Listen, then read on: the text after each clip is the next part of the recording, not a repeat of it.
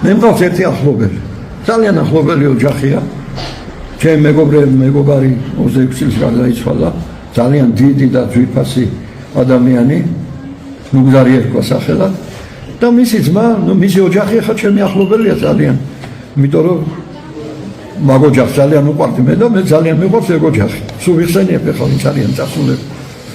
ხო და აი ამ ოჯახის ახლობელი იყო ერთი სასულო პირი, რომელიც იყო რუსეთის საზღვარგარეთის ეკლესიის ერთი თვალსაჩინო წარმომადგენელი. ეხლა რუსეთის საზღვარგარეთის ეკლესია და რუსეთის ეკლესია ერთმანეთ შერიგდნენ, იცით თქვენ. მაშინ არ იყვნენ შერიგებული. რას ნიშნავს ეს? არ ქონდათ ერთმანეთთან ზიარების უფლება და ჩვენ შეიძლება.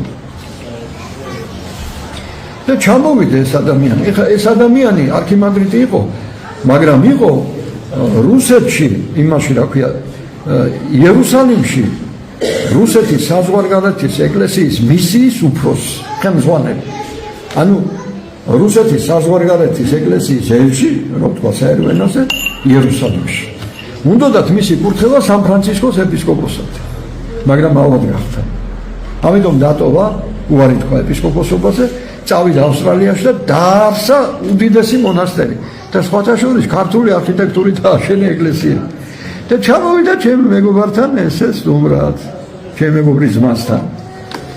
ხო და მე გავაცნო ახლა ისმა ძმამ, ჩემი ძალიან ახლობელი ოჯახია. შეიძლება ისმეს ახლა ჩემს საუბარს.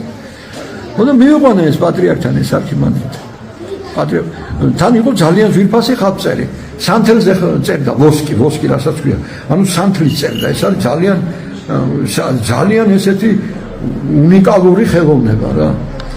ხო და პატრიარქმა დაასაჩუქრა და ძალიან ესე იგი დალოცა უწმინდესმა და რატო ამბობ ამას?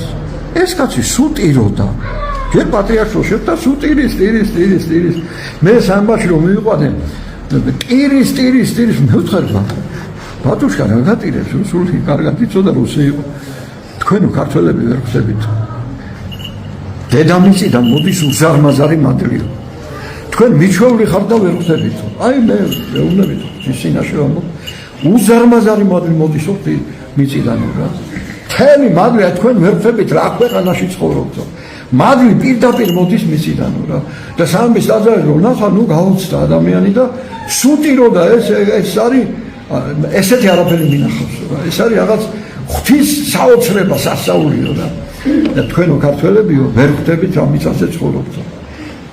ამდენი მოწამეები როა საქართველოში დაკრულიო ქრისტეს გულისთვისო სულ მადლი მოდის მიწიდან სულ ტიროდა სულ აი რაც მე ეხლა ჩემთან ერთად რო ვიყავით სულ ტიროდა აი ესეთ ქვეყანაშვილებო საქართველოს უნდა დავაფასო ჩვენ ეს მაგრამ თუ ვინმე განიზრახავს საქართველოს შებილწვას უცხოთესლით რომელი უცხოთესლით ქრისტეს მტრებით იმას ღმერთი კარგს არაფერს არ უზავს მოემზადოს საშინელი განსასწრებისთვის დაინახავთ ამას თქვენ თუ არ შეინანებს ამიტომ ღმერთმა შეანანებიოს ღმერთმა ეს გამოასწორებიოს ვილოცოთ ყველამ რომ ერთად ჩვენ თავრობამ მხედრობამ ხალხმა და ერმა ვილოცოთ რომ ყველაფერი გამოსწორდეს ის ხალხი ღმერთმა დალოცოს თავის ქვეყანაში ის არაბები წავიდნენ თავის ქვეყანაში ღმერთმა კარგად ამყოფოთ ჩვენ თავი დაგვანებოთ აი ესა ქართველები მართლმადიდებლების არის ივერია თუ ვინმე მოინათება აბოთბილელი აგე არაბი იყო და მოინათა თბილისი ფარველია დღეს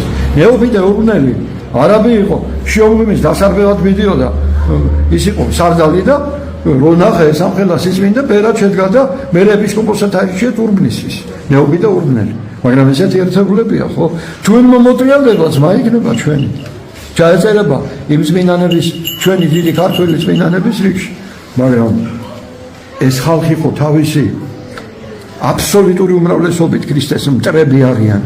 ყველა ესენი, კიდე პაკისტანელები, კიდე ისინი ძალიან საშიშია შვილები. ფულის გულისთვის სამშობლო მიწის გაყიდვა და სამშობლო მიწის შეგინება არის სასიკვდილო ცოდვა. ამის გამკეთებელი ვერც აქ მოისვენებს და ვერც იქ. და ძალიან დიდი განსასწრელი ექნება, თუ არ შეინანებს. და აი მიცეს სინანული ყველა იმ ადამიანს ქართველს ვინც ასე ვთქვათ მომხრია აი ამის მიცეს ძალიან დიდი სინანული თორემ მათი ბოლო საშინელი იქნება შვილები რომ არ გითხრათ ეს მე თქვენ არ ვიქნები სწორი იმიტომ რომ ღვთის წინაშე ვდგავარ ბერი ვარ ეპისკოპოსი ვარ და რომ ეს არ თქვა მე მომთხოვს უფალ რატო არ ეუბნებოდი ამას ხალხს? მეტყვა დაგდოსოთ, გაგახაროთ, გაგაზრიეროთ. საქართველო ივერია დედაფთიშობლის და მაცხოვრის მტრების არ იქნება. ღვთისმშობლის მტერი განადგურდება.